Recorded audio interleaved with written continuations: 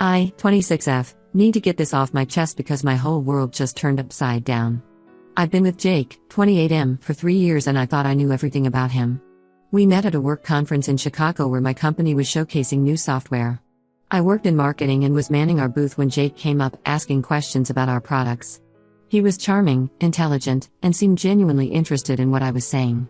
We ended up talking long after my presentation was over. During that first conversation, Jake told me about losing his parents in a tragic car accident when he was 14. He described how he went to live with his aunt in Minnesota after that, and how she helped him cope with the loss. He talked about putting himself through college by working 2 jobs and eventually landing a position in IT security. I was impressed by his resilience and how he built a successful life despite such a difficult start. We exchanged numbers and started dating soon after. Jake was everything I thought I wanted in a partner. He was attentive, supportive, and always seemed to know exactly what to say when I was stressed or upset. He told me he had no siblings and wasn't close to his extended family because they had abandoned him after his parents died. This made me protective of him, and I always made extra effort to include him in my family gatherings. After a year of dating, Jake moved in with me. Looking back, there were red flags I ignored because I was so in love. He was incredibly secretive about his phone and laptop, always keeping them locked and angled away from me.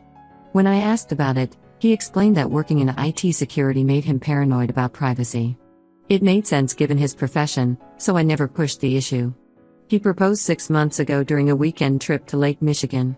He said he'd been saving for the ring for months and wanted to make it perfect. My family was overjoyed. They'd practically adopted Jake as one of their own. My dad, who's usually skeptical of my boyfriends, treated Jake like the son he never had. They would spend hours discussing technology and business ideas. Everything started unraveling last month. I was deep cleaning our apartment while Jake was at a work conference. We'd been talking about buying a house, so I was gathering documents we'd need for the mortgage application.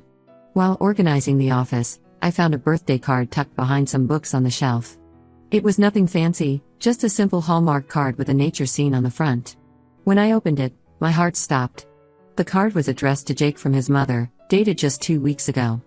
The message inside was casual and loving, mentioning his sister Amy's upcoming wedding and how excited they were to see him there. She signed it Love, Mom and Dad, and included a gift card to his favorite restaurant. I sat on the floor staring at that card for what felt like hours. My mind couldn't process what I was seeing. Jake's parents were supposed to be dead. He'd cried in my arms talking about losing them. We'd even visited a random cemetery once where he claimed they were buried, though now I realize we never actually went to any specific grave. When Jake came home that evening, I tried to act normal while I figured out how to confront him. But he must have noticed something was off because he kept asking if I was okay. Finally, I couldn't take it anymore. I got the card from where I'd left it and placed it on the kitchen counter in front of him. The look on his face, I'll never forget it. For a split second, there was pure panic before he tried to compose himself. He attempted to claim it was an old card at first, but I pointed out the recent date. Then he said it was from his aunt who he sometimes called Mom, but that didn't explain the mention of his sister's wedding. After an hour of circular conversations and obvious lies, he finally broke down and admitted the truth. His parents were alive and well, living just 3 hours away in Milwaukee. He had 2 sisters, and the wedding mentioned in the card was real. When I asked why he'd lied, he claimed his family was toxic and abusive, and he was trying to protect both himself and me from them. I might have believed him if I hadn't noticed how his behavior changed after that conversation. He started taking work calls in another room, speaking in hushed tones. His phone was never out of his sight, and he changed all his passwords. One night, he left his laptop open while taking a shower, something he'd never done before. A notification popped up from his email, and I saw his sister's name. I know I shouldn't have read it, but after discovering such a massive lie, I couldn't help myself. The email chain between Jake and his sister made me physically ill. Not only was his family not toxic, but they were actually worried about him. His sister Amy was begging him to stop lying and get help. She mentioned how he'd done this before, created elaborate fake backstories to manipulate women into relationships. She pleaded with him not to drag me into his mess and to tell me the truth before it was too late. That email led me down a rabbit hole. His sister mentioned his ex-wife Lauren, someone he'd never told me existed. Through some basic social media searching, I found her. My hands were shaking as I sent her a message explaining who I was. She responded almost immediately, warning me that Jake was a pathological liar who had told her the same story about being an orphan. When she discovered the truth, He cleaned out their joint account and disappeared. His family had helped her track him down and return the money. I packed enough clothes for a few days and went to stay with my sister. Jake has been calling and texting constantly, swearing he can explain everything. He claims he lied because he was ashamed of his past mistakes and wanted to be a better person for me. But how can I believe anything he says now? Every emotional moment we shared about his dead parents, every story about his struggles as an orphan, it was all calculated manipulation. My sister thinks I should meet with his family to get the full story, but I'm terrified of what else I might learn. I haven't told my parents yet because they'll be devastated. They've spent 3 years treating Jake like family, sharing holidays and personal moments with someone who is lying to all of us. As a precaution, I've already canceled our joint credit card and moved my savings to a new account. Jake's sister Amy found me on Facebook and wants to meet. She says there's more I need to know, things that could protect me from him. Part of me wants to just run away and never look back, but I feel like I need answers to make sense of the last 3 years of my life. I've been engaged to a complete stranger, and I don't know what to do next.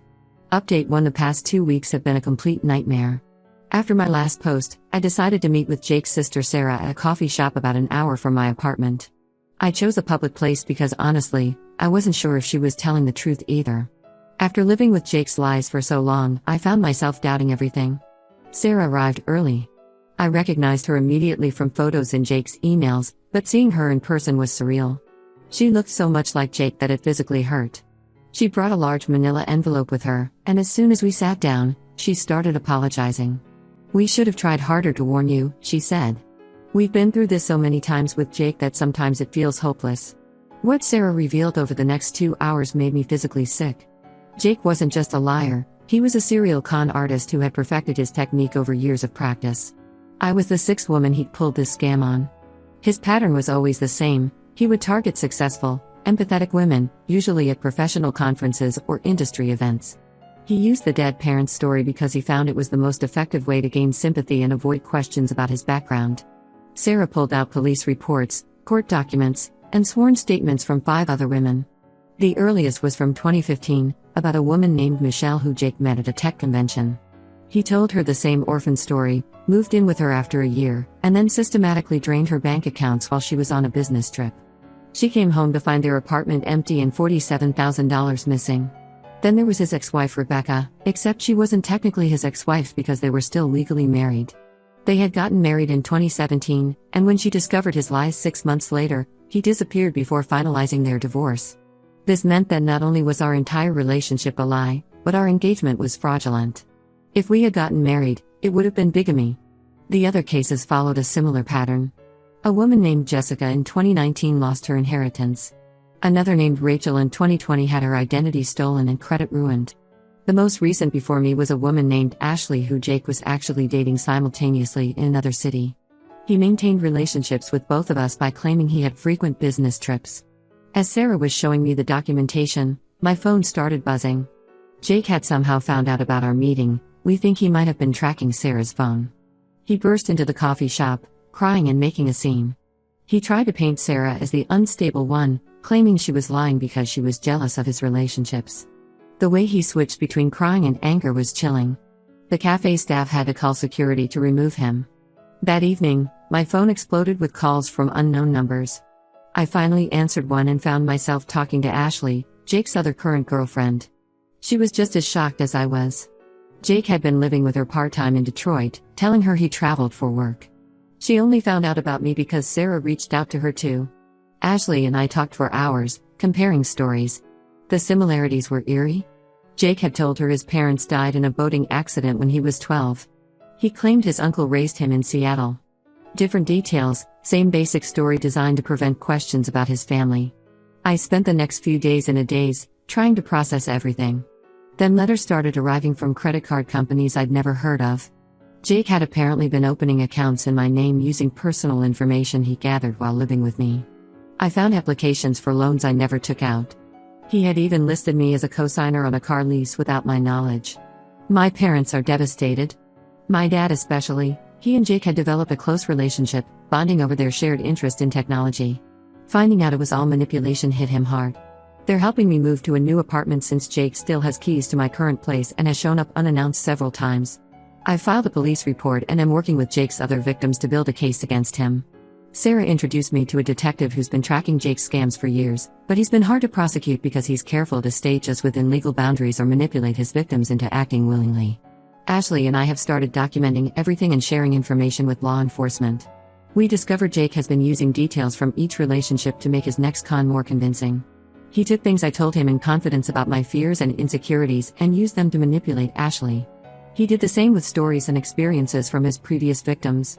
The hardest part is realizing that every intimate moment, every deep conversation, every time I thought we were connecting, it was all calculated. He studied each of us like targets, figuring out exactly what we needed to hear to trust him completely. Sarah showed me notebooks where he actually wrote down details about his victims' preferences, fears, and weaknesses. I'm working with a lawyer to protect myself financially and legally. We're trying to figure out exactly what Jake had access to while we lived together and what other accounts or documents he might have compromised. I've changed all my passwords, frozen my credit, and set up fraud alerts. But I'm terrified of what else might surface. The support from Jake's other victims has been overwhelming. We've created a group chat to share information and warn each other if he tries to contact any of us. It's horrifying but also comforting to know I'm not alone in this. These women understand exactly what I'm going through because they've lived it too. Sarah has been incredibly helpful, but I can see how much this hurts her too. She's spent years trying to stop her brother from destroying lives, only to watch him get better at hiding his tracks. Their parents are heartbroken, and Jake uses their pain to manipulate them whenever he needs money or support. I still haven't processed everything fully, but at least now I know the truth. There are still moments when I miss the Jake I thought I knew, before remembering that person never really existed. He was a character created specifically to trap me, just like he did with all the others. More updates to come as this situation continues to unfold. I have a feeling we're still just scratching the surface of Jake's deceptions. Update 2: Things have gotten significantly worse since my last update. After comparing notes with other victims and working with the detective, we've uncovered a whole network of deception that makes my head spin. Jake isn't just running simple romance scams, he's created an entire web of fake identities and elaborate cons. Rachel, one of his previous victims, reached out after seeing my last post. She revealed something that made my blood run cold. Before disappearing with her savings, Jake had convinced her to add his name to her house deed as a co-owner. He claimed it would make their future marriage more secure. She trusted him completely, just like I did. Now she's trapped in a legal battle trying to get her property back because technically, he's still a legal owner of her house. The worst part? She discovered 2 other women in the same situation in different states. The police got more interested when they realized Jake's scams crossed state lines. They found evidence that he's been selling personal information stolen from his victims on various dark web forums. All those times he was working late on his laptop, he was actually collecting and selling our data. His supposed IT security job was another lie. He actually worked remotely as a customer service representative for a small company, which gave him flexible hours to maintain his multiple lives. Sarah helped me get in touch with his first wife, Maria. Her story was the most disturbing yet. She caught Jake secretly filming their intimate moments without her consent. When she confronted him, he didn't deny it. Instead, he threatened to release the videos if she ever exposed his lies. Maria stayed quiet for years out of fear, but now she's working with a detective to press charges. Maria also revealed that Jake had used her professional connections to scam her coworkers. He would attend her office parties, charm her colleagues, and then convince them to invest in fake startups he claimed to be developing. Some people lost their entire retirement savings. This explained why Jake was always so eager to attend my work events. He was scouting for new victims. Jake's parents finally contacted me directly last week. They shared stories about his childhood that painted a clear pattern. He started small, lying about grades, forging sick notes for school. But at 16, he pulled off his first big con. He forged documents to get himself admitted to an elite private school, complete with fake recommendations and transcripts. When he got away with it, something changed in him. The thrill of successfully deceiving people became his addiction. His family tried getting him help multiple times. They paid for therapy, intervention specialists, even tried to have him committed once when his lies led to a suicide attempt by one of his victims. But Jake would always manipulate his way out, using their love and guilt against them. Now they're finally accepting that he won't change. Things escalated further when we discovered Jake had been running fake social media profiles using photos stolen from his cousin Tom. He created elaborate backstories for each profile, using them to run parallel romance scams online while maintaining his in-person cons. Tom was horrified to learn his images had been used to scam dozens of women out of money. The most recent development is almost too bizarre to believe. One of Jake's fake profiles was posing as a grief counselor. He joined online support groups for widows and widowers, targeting vulnerable people who had recently lost their spouses. He would build emotional connections over months, then convince them to invest their life insurance payouts in non-existent businesses. The detective estimates Jake has stolen over $500,000 through various scams over the past 5 years. He's meticulous about staying just within legal boundaries, making prosecution difficult. Most victims willingly gave him money or access to their accounts, making it hard to prove criminal intent. I've been going through our entire relationship in my head, realizing how calculated every moment was. All those times he was vulnerable with me, sharing tears about his dead parents? He practiced those stories countless times with other women. The thoughtful gifts he gave me? Probably bought with money stolen from previous victims. Even our proposal spot at Lake Michigan, Maria told me he used the exact same location and speech with her. Sarah found Jake's storage unit last week. Inside were boxes of mementos from his victims, photos, jewelry, personal items we thought he'd lost or misplaced. He kept detailed journals documenting each relationship, including notes about what manipulation tactics worked best. Reading my name in those journals, seeing how he strategically planned every aspect of our relationship.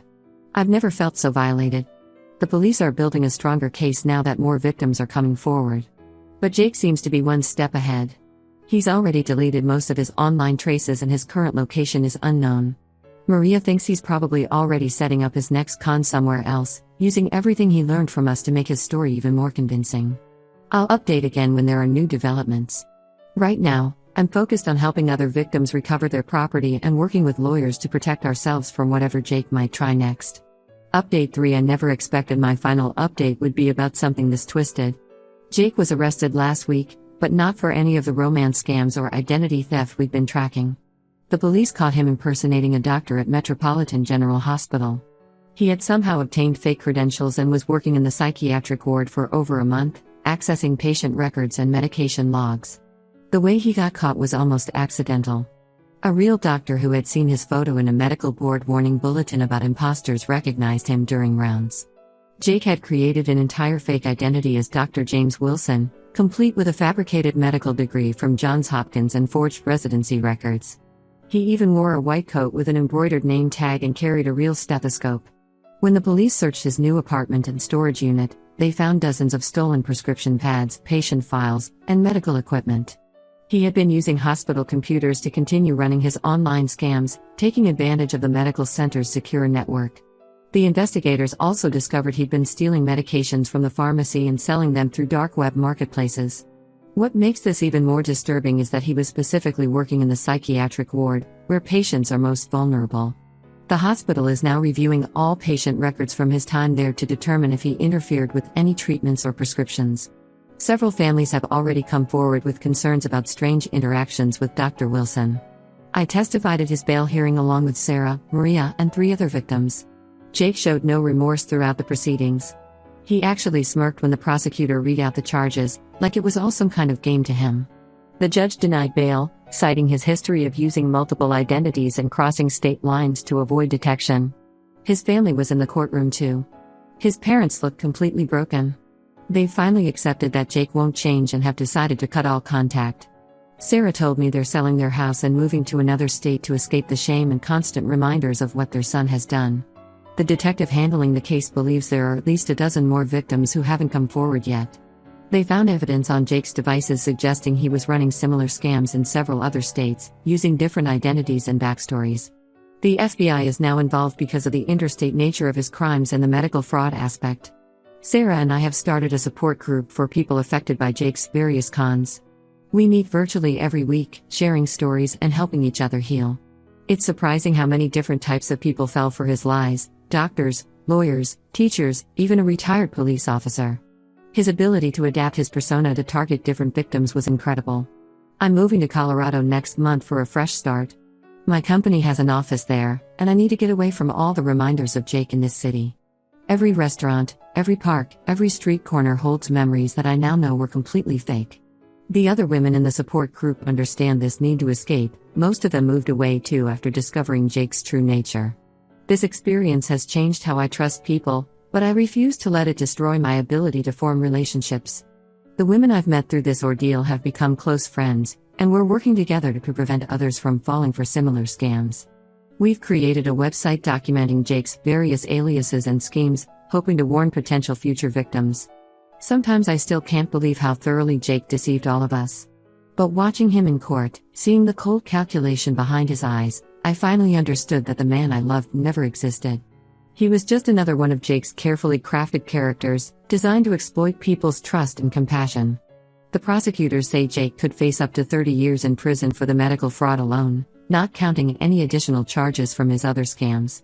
It's a small comfort knowing he won't be able to hurt anyone else for a long time, but the damage he's already done will take years to heal.